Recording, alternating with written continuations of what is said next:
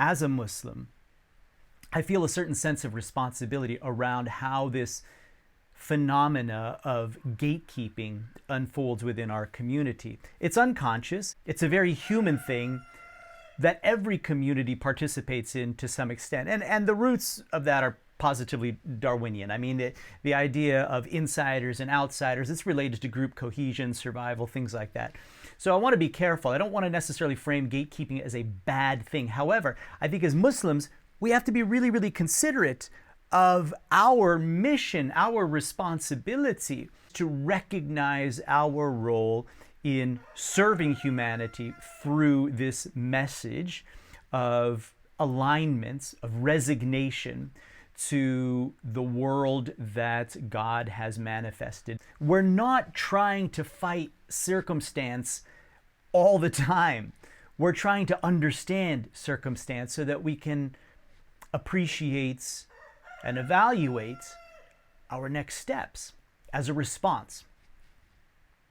That's our message, long and short, and to recognize that at the end of the day, God holds all the cards. And so gatekeeping as it unfolds within the Islamic community is something that we have to make sure we are undertaking with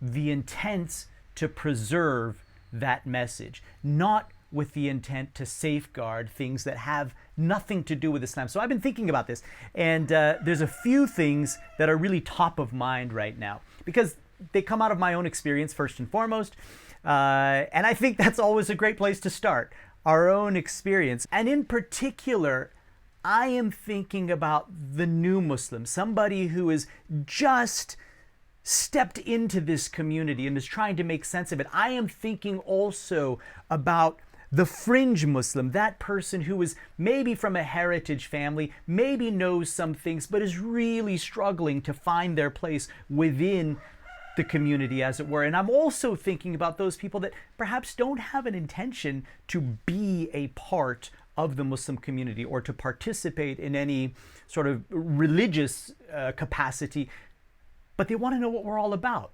And there's good reasons for that. Having mutual understanding and appreciation of, who we are and what we're doing, that's the bedrock of respect. And from that place, there is so much good work that can happen. So we need to think about how we can gatekeep with grace. I guess that's what we're getting at. And I want to start with the idea of formal Islamic institutions as being these sort of culture clubs, these unfortunate enclaves and repositories of cultural values which are highly representative of the ethnic groups which maybe came together for the purpose of establishing these ostensibly Islamic houses of worship. And while undoubtedly God honors that intention through the facilitation of Islamic activities within those places, but functionally they are representative of a particular cultural manifestation of Islam. And this is something I really can't overemphasize. If you happen to be new or interested or struggling with your faith and you walk into, let us say, a mosque that is primarily Bengali, or a mosque that is primarily Pakistani, or a mosque that is primarily Bosnian or African American or Arab or whatever it is, if you walk into those places, recognize that what you are being exposed to is that culture's interpretation of the faith. There are opportunities to encounter the faith stripped largely of these sort of cultural affectations. However, it might require that you actually spend less time in these formal Islamic institutions. And that's my suggestion. When you walk into these places and you see that people are dressed a certain way, or that they eat a certain kind of food in a certain kind of manner, or that maybe the way that they attend to their hygiene, or the way that they choose to park, or the way that they leave the bathroom a bloody freaking mess, that might be representative of standards that are true of places that they came from. They're not our standards.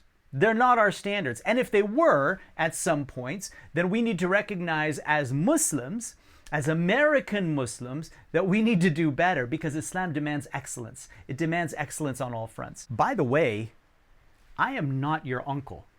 There is nothing in our faith that suggests that because I'm older than you, you need to refer to me as some elder relative. There's also nothing in our faith tradition that says if you've gone to school to become a doctor, that you should be referred to as such. These are cultural relics that come out of hierarchical societies where people choose to designate themselves and assume a certain level of respect based on how old they are or what their course of study was. Cool.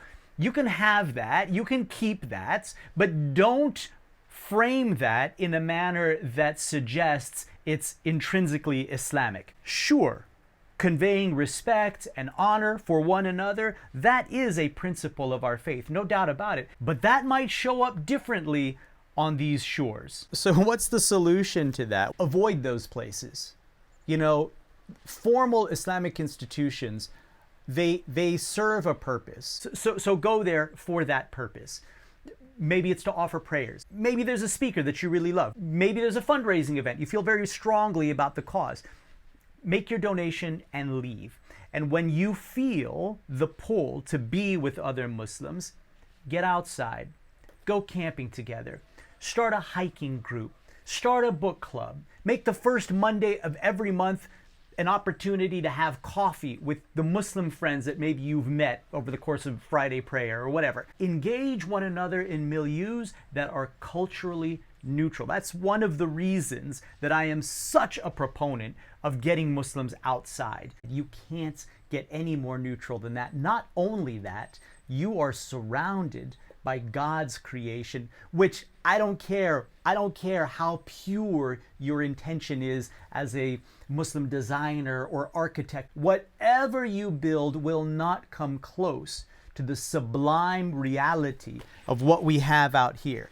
That's where we should be spending our time. Now, another way that we gatekeep is with the Arabic language. And this is kind of a toughie, because I need to emphasize that Arabic is really important, but it's only critical from a limited liturgical standpoint. We need to know just enough Arabic, literally 2 sentences, to declare our faith. We need to know a bit more in order to offer our 5 daily prayers. And there are certainly other liturgical practices that warrant learning still a bit more. But really, this is very, very limited. Muslims are identified by their universal embrace of these core liturgical formulas. It's how we recognize one another. And I also want to say that above and beyond that, learning another language has a ton of value. When you use another language to apprehend the world, your perspective of the world actually changes. And Semitic languages like Arabic, languages of divine revelation, they inform the world around you in ways that are not possible through any other lens.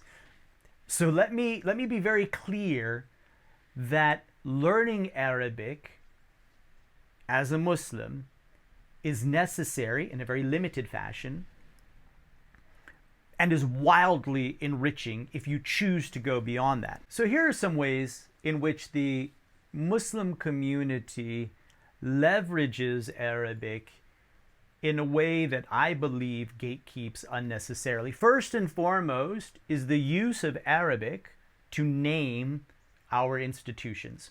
If it's an Islamic house of worship, that feels somehow more acceptable. But man, I get peeved when I see Muslim-owned businesses choosing to name their products and services in Arabic. While it is absolutely a dog whistle to other Arabic speakers or Muslims that, hey, I created the service or product for you, there's a dark side to that. this sort of insular tendency to say these products and services are not for anybody else.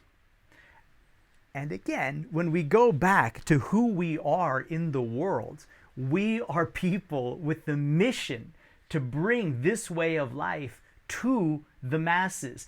What masses? The people that are here, the people with whom we reside, the people with whom we interact at the grocery store, with whom we interact on the trail, with whom we interact at the gym.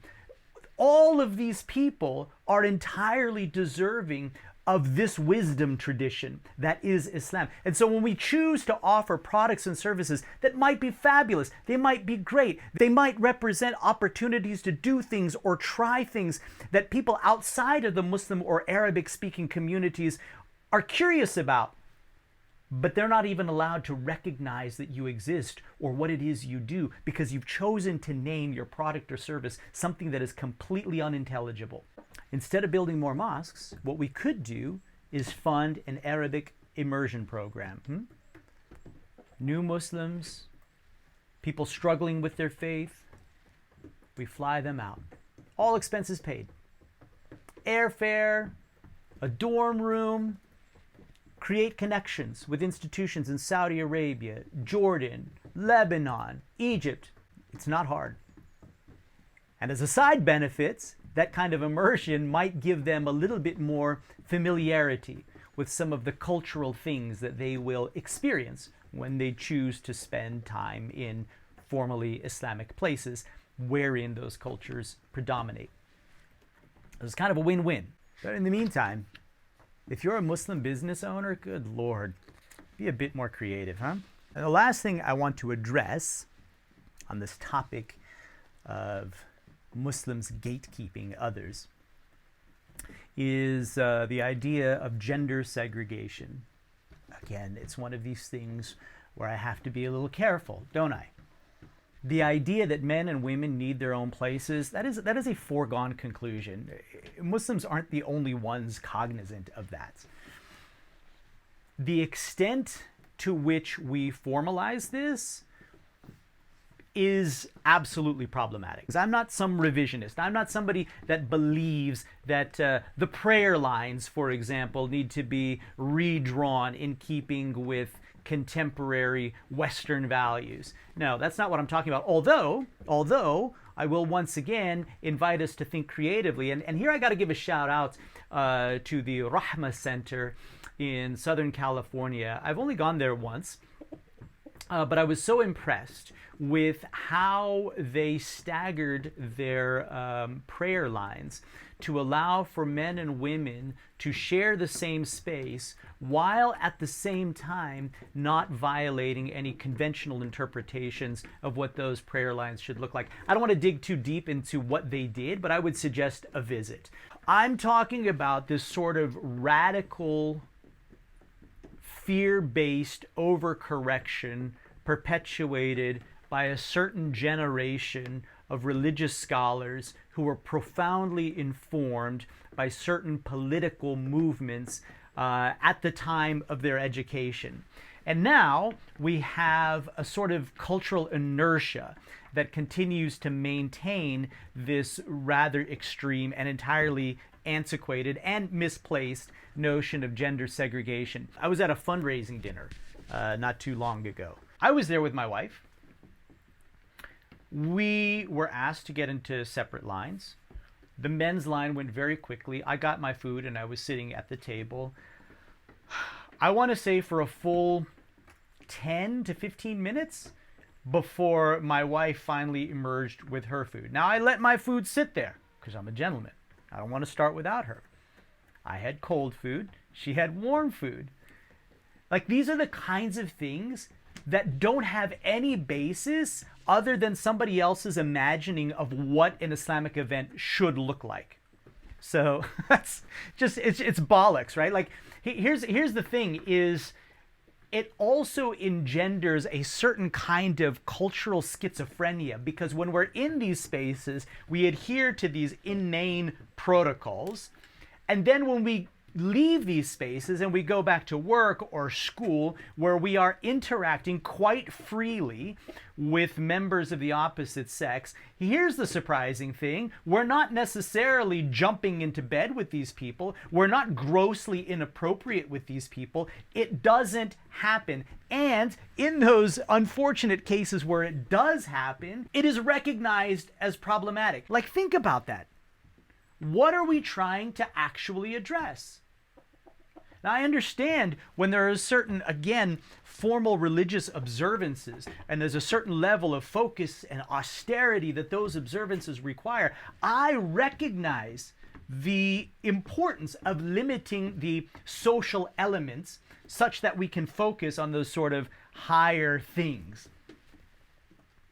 But outside of that, what are we doing? And here is something to think about. In those same communities where we are expected to address our elders as auntie and uncle, you know what we diminish? Or you know what we have completely reframed to be a sort of perversion of what it actually is? The idea of brother and sister. Those are terms that convey a profound lateral intimacy between men and women.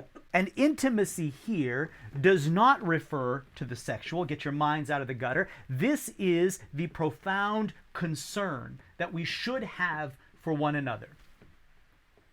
But you know how it's used, brother and sister?